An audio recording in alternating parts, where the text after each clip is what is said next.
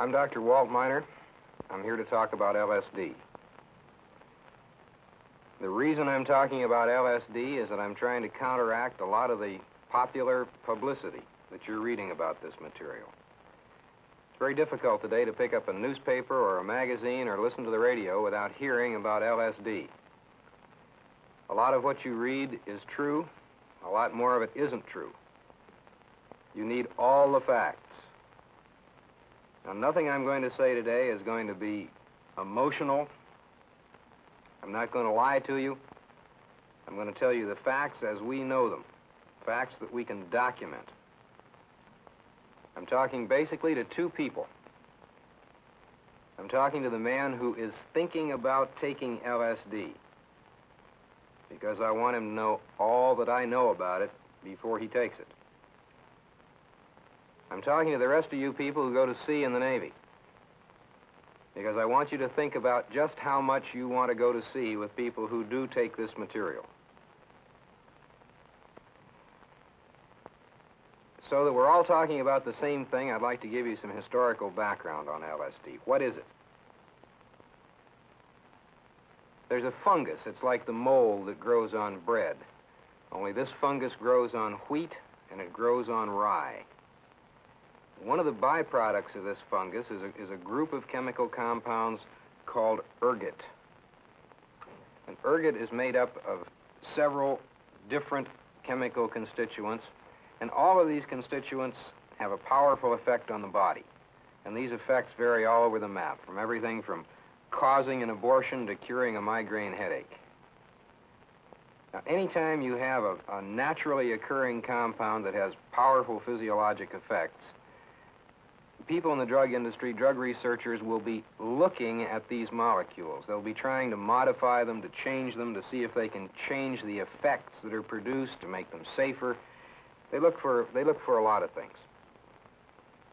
In 1938, in Switzerland, two chemists, one by the name of Hoffman, one by the name of Stahl, took an ergot derivative and made some modifications on the molecule. They didn't do very much with it in 1938.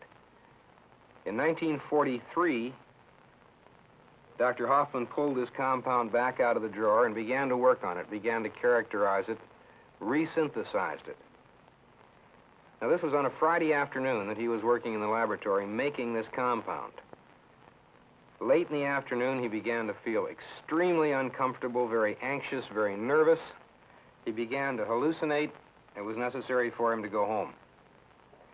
He'd never done this before, and it frightened him. Over the weekend, he began to think, what possibly could have tripped him out? What could have done this to him? And he decided it could conceivably have been the material that he was making. And this didn't make a great deal of sense, because chemists are a lot like doctors. Neither one of us spend much time putting our fingers in our mouths because of the places our hands have been. So he knew he hadn't ingested or taken into his body any great quantity of this stuff. But perhaps it was the compound. So he calculated what would be a small dose of any of the normal ergot compounds. And then he divided that dose by 10 and decided that on Monday he would take this dose by mouth of this new compound and see what happened. So Monday he went into the laboratory and took 250 micrograms of the compound that he had made.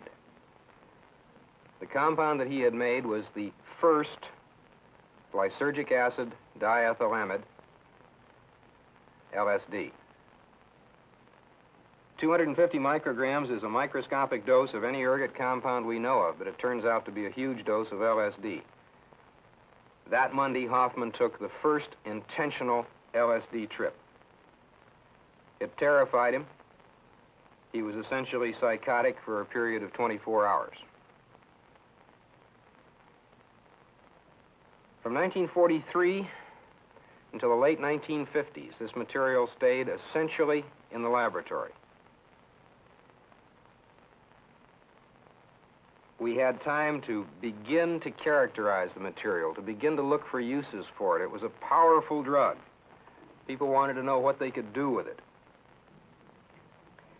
In this length of time, we found out many things about the drug. Everything that we found out about LSD is almost unique to anything that we know in medicine. First and foremost, and perhaps the most unique thing about LSD, is the effective dose of the material. The dose of LSD is 0.5 to 1 micrograms per kilogram of body weight. A microgram is an unreasonable number to visualize. It's just too small to make sense to anyone. I've tried a couple of ways to make a microgram make sense. One way is here. I have a piece of wax paper. On that piece of wax paper, I've made a mark with a pen. It's wax paper so the ink doesn't absorb. And I show you a penny beside this mark so that you can see the size. The ink in that mark weighs some micrograms.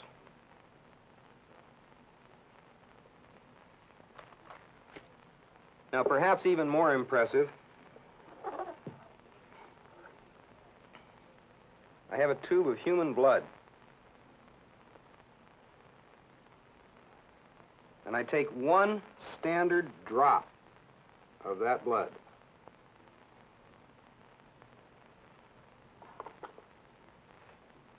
One drop of human blood.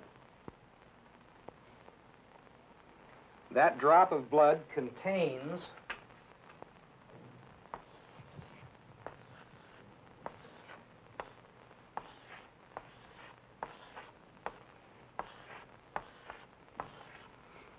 330 million cells.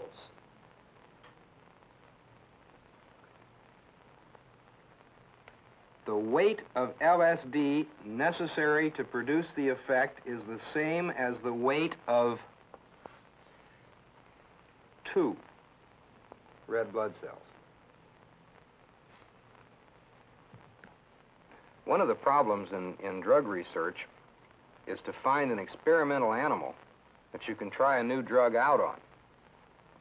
It's nice to be able to work with animals when you're doing toxicity studies and effect studies. And this can be quite a problem. It's very difficult, generally, to find an animal that any given drug will give you a demonstrable effect on.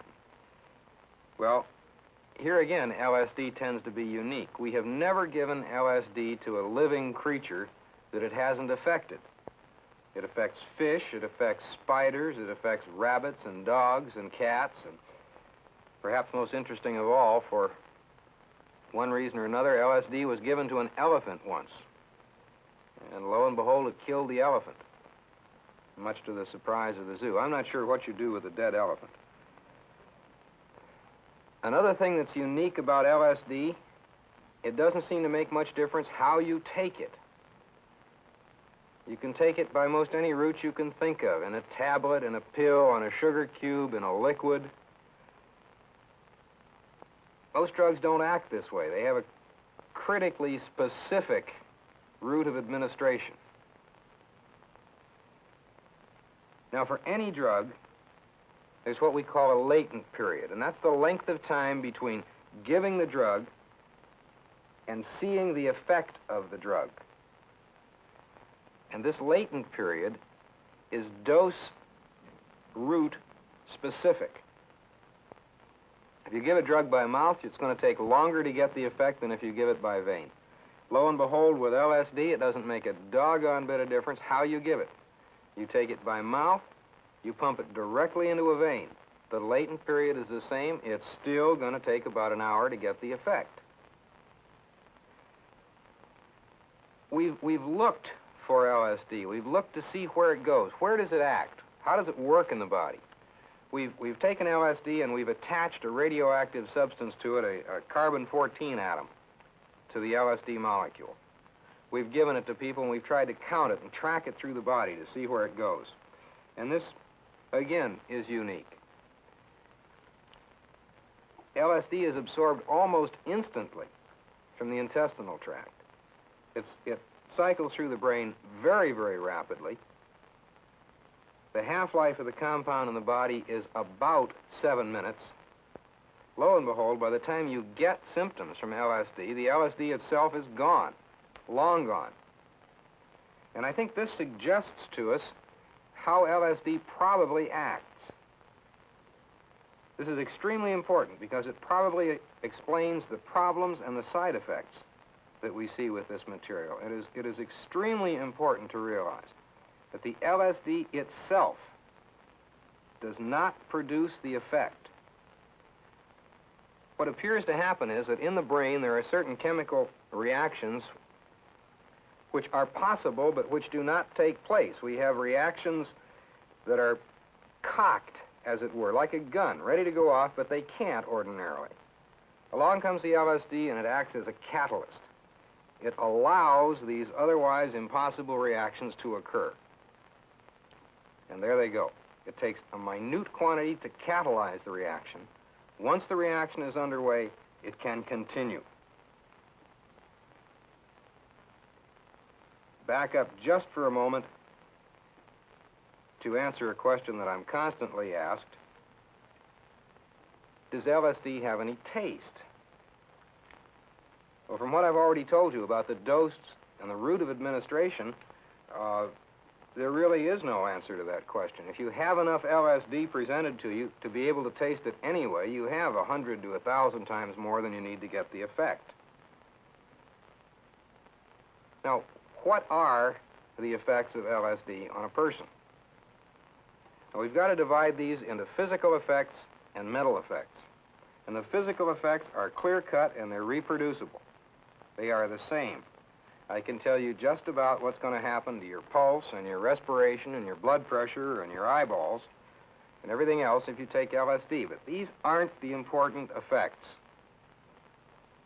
The important effects are the mental effects. Now, to some extent, the mental effects of LSD depend on what's called the set and the setting. The set is what you expect to happen. It's how you feel at the moment, what you're thinking, whether you're nervous, whether you're worried, what you anticipate with the compound. The setting is just as it sounds. It's where you take it, the situation, the things surrounding you, the environment. What does happen when you take LSD? Within about 20 minutes, you will have some physical effects. And these are not particularly comfortable, but neither are they particularly uncomfortable. The heart beats a little faster, you breathe a little faster, you may feel a bit anxious. Within another 20 minutes, roughly, you will develop the mental effects. Now, these are the important ones. There is a rapid, very complete loss of contact with reality. There is a rapid loss of the body image. You may very well hear things that aren't there. You will certainly hear things that are there and hear them differently. You may see things that aren't there, but you will certainly see things that are there differently. There's a change in the size and the shape and the proportion and the colors of things that you are seeing ordinarily.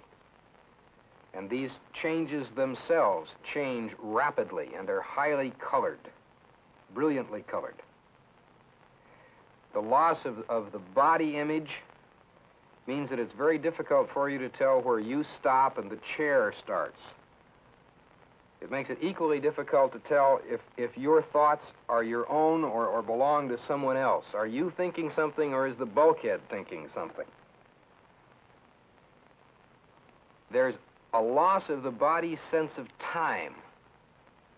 Now, ordinarily, we can sit and without a watch, we can count off 15 seconds or a minute and we can be pretty close. On LSD, the body's natural clock just ceases to function. Time may be tremendously stretched or tremendously shrunken. Seconds may take hours, and hours may take seconds. This is one of the reasons it's extremely dangerous for someone under the effects of LSD to drive an automobile. Now, these mental effects to the confirmed LSD user, to the evangelist, if you will, are felt to be religious and beautiful and godlike, perhaps because they expect them to be. Realistically speaking, they are nothing more nor less than a period of insanity. It's the only applicable word. Let's talk some more about these mental effects. Let me graph them for you, try to show you when they happen and how they happen. And we'll start talking about some side effects and some problems that we see with this material now. If we graph effects versus time, with effects on this axis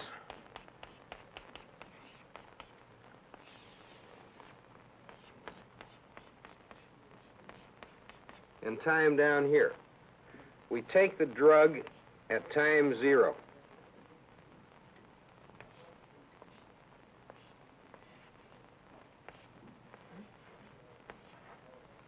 These are hours. During the first hour is the onset of the mental effects. These effects will become more pronounced. They will increase until they reach a peak in about 6 hours. They will then gradually taper off for a total trip, if you will, of about 20 hours. After which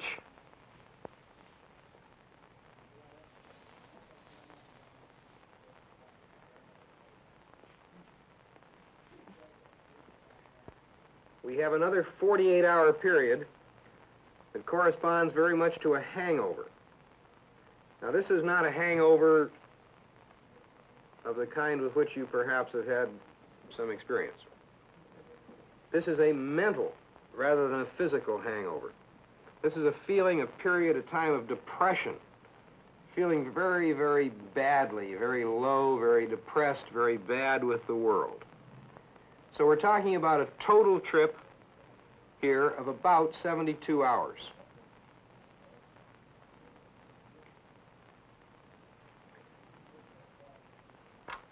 It would just fit into a weekend pass. Now, is this 72-hour trip any worse than a good, solid binge? And the answer is yes, it's a whole heck of a lot worse. One of the reasons is that alcohol is self-limiting.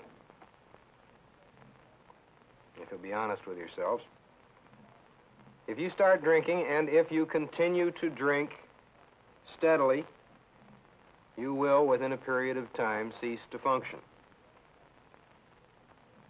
If you continue to drink long enough, you will become horizontal, and you will stop.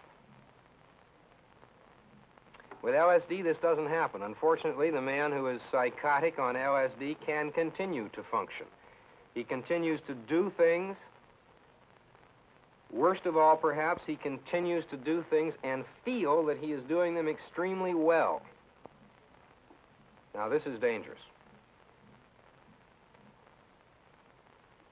What are some more of the dangerous effects of this material? What do you have to know if you're thinking about taking it? First and foremost, perhaps, and maybe the one that you've read the most about, is that some people, and I can't tell you if I'm talking about 1 out of 10 or 1 out of 100 or 1 out of 100,000, but some people will reach the peak of these mental effects right here, and they will stay there. From here on out, these people are insane. They are psychotic.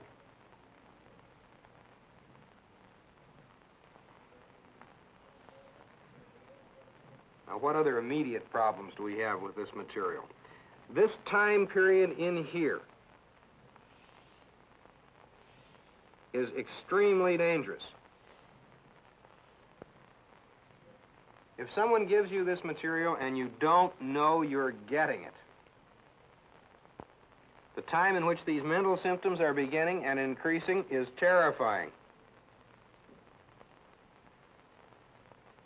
If we take a man who knows he's getting LSD, perhaps he's had many trips and they've been pleasant, and yet in the rising phase of the mental effects, you put him under a little stress.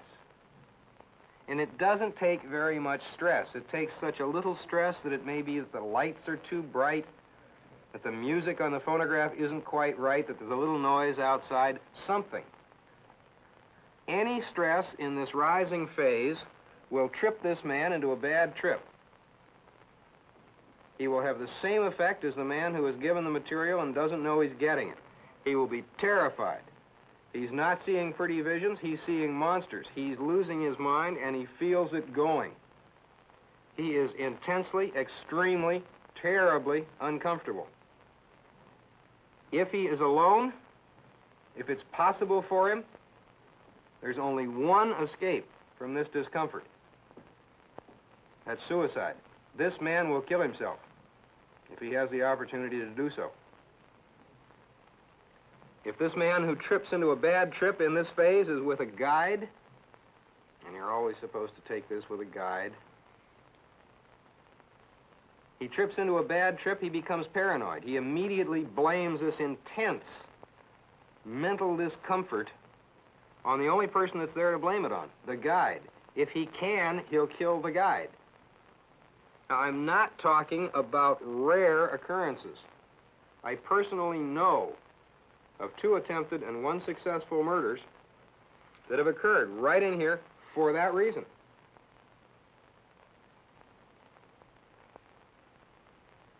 Now, in this stage,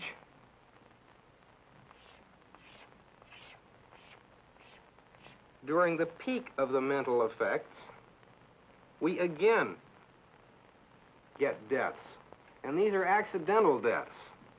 I can't emphasize strongly enough how complete this depersonalization, this loss of body image, this omnipotent, godlike, omniscient feeling is that these people get. People in this phase of the mental symptoms frequently kill themselves. No intention of doing it at all, but they do. Many people, and I'm beginning to think that most people, certainly all of the users that I've interviewed at any length, have admitted that in this period of the mental effects, they have felt that they could fly. Now, a user that feels strongly that he can fly and who goes out the first floor window is not in too much trouble. But if he's on the 7th deck, he's not going to make it. The flight is going to be brief. The end is consistently the same. There are probably a fair number of people in the United States bailing out of windows that they had no intention to bail out of. There's a well-documented case on the West Coast. A youngster took this material, godlike in his power, walked into the middle of the expressway and put out his hands to stop the cars, and they killed him. There's a young lady on the coast who, in this phase of an LSD trip,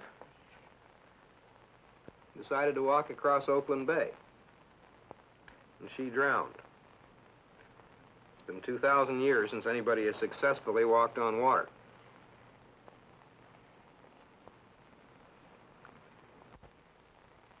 A certain number of people in this phase are going to have a convulsion, like an epileptic convulsion. Now, this is particularly dangerous if you happen to be driving a car at the time. Now, who's going to have troubles here and who isn't? There is no way to answer that question. The mental effects of this material are tremendously variable. They are completely unpredictable. You cannot tell what individual is going to have problems. You cannot tell for any given individual if he's going to have a good trip or a bad trip. Now, the popular magazines would like us to believe that the people who become psychotic, who become insane when they take this material, are people who are going to become insane anyway. Now, I'm not going to debate that point. The figures are pretty clear-cut on this subject. In the United States right now, in the population between the ages of 20 and 50, 1 person in 10 is going to become mentally ill. So maybe these people that trip out permanently on LSD are those 1 in 10. Okay. I can give you much, much, much better figures than that. In that same population between the age of 20 and 50, 100% of those people are going to die. Every single one of them. But why do it tomorrow? Now, maybe I'm one of these people who, in fact, is going to become insane somewhere between the age of 20 and 50. But maybe I was going to wait until I was 49 to do it. Now, I'd prefer to wait. I see no reason to rush it. I see no reason to take my LSD today and become insane today. I like it around here.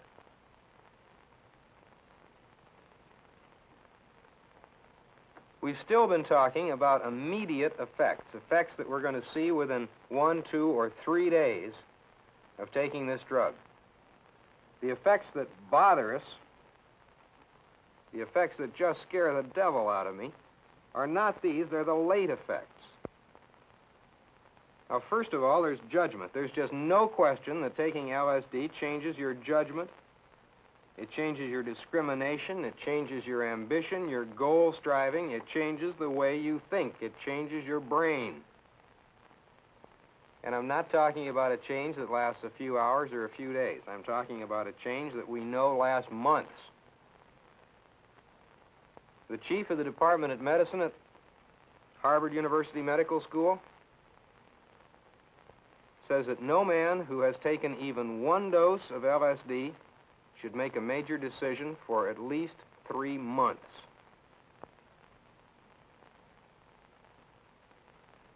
The only disagreement I have with that statement is that I think we should double that time.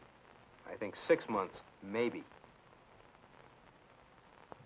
We know that someone who takes LSD has brain damage.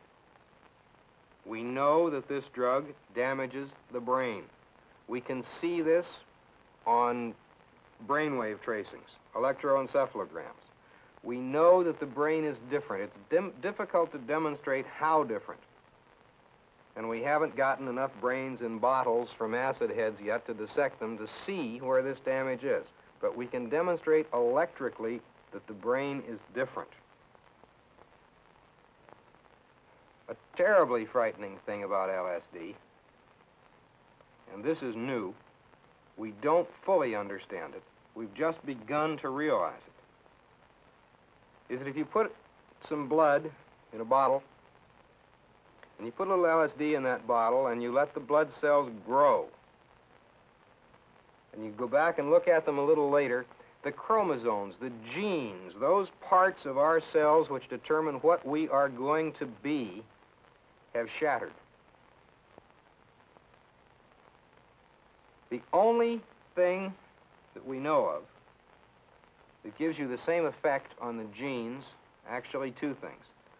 One is a large dose of whole-body radiation, and the other is the disease leukemia. Now, if, in fact, these shattered genes are a permanent change, and we don't know that yet, but in the other 2 cases it is permanent, we must assume that that person who has taken the LSD, and we can demonstrate these shattered genes in LSD takers, has become genetically different. He has mutated, and we must assume that he will produce abnormal progeny, that he will have abnormal kids. It is a very, very frightening thought that carried perhaps to its extreme, that a 16-year-old high school girl could take LSD for kicks and find out that for the rest of her life she could never have a normal child. We don't know what sort of abnormalities to expect. We have no idea. But abnormal genes are going to produce abnormal kids.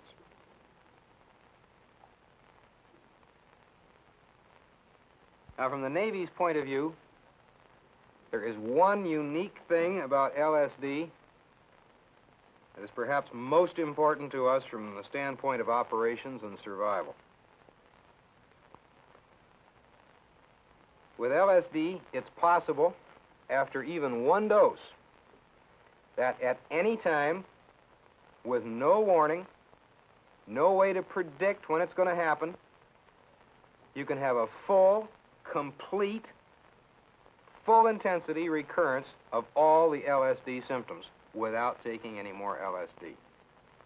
We know nothing else that acts in any way, shape, or form like this.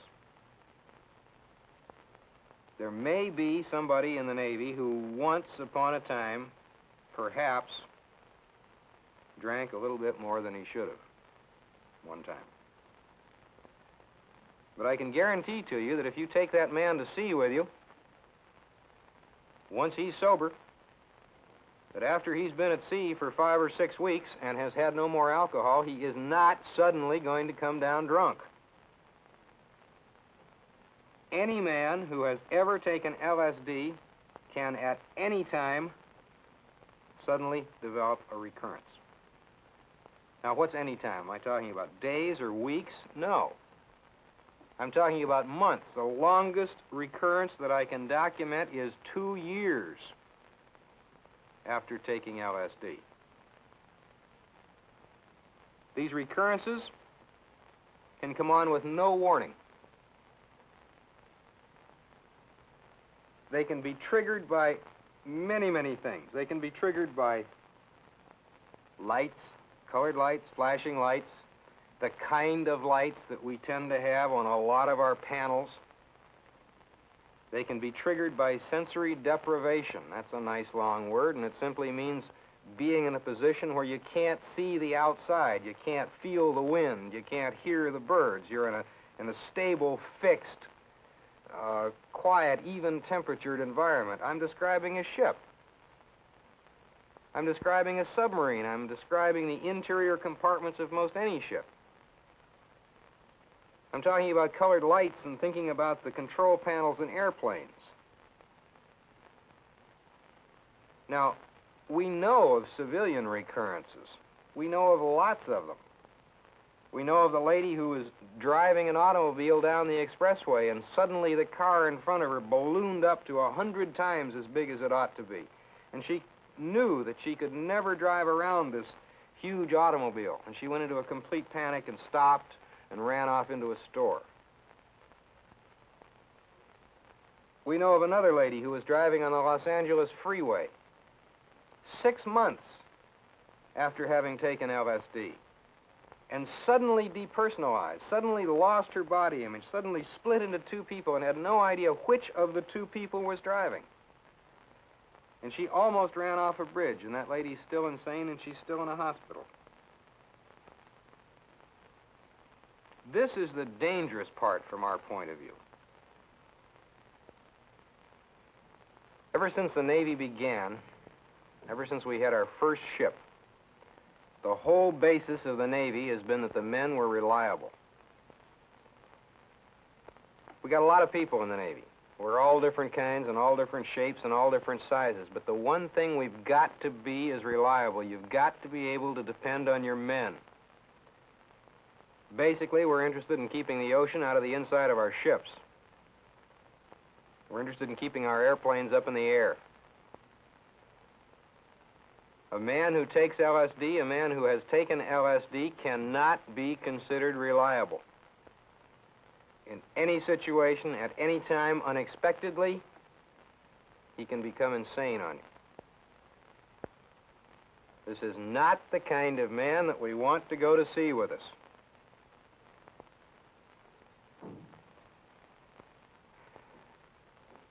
The boss of the Pure Food and Drug Administration in Washington is a man named Dr. Goddard. And he describes LSD about as well as I've heard it described. He calls it Russian roulette with a sugar cube. It's a good description. Now, this stuff scares me to death. I have no intention whatsoever of risking my career, my judgment, my ambition, my kids, and my sanity so that I can sit for 12 or 15 hours and watch pretty colored lights behind my eyeballs. I would like you to think about what I've said. Decide if the risk is worth it.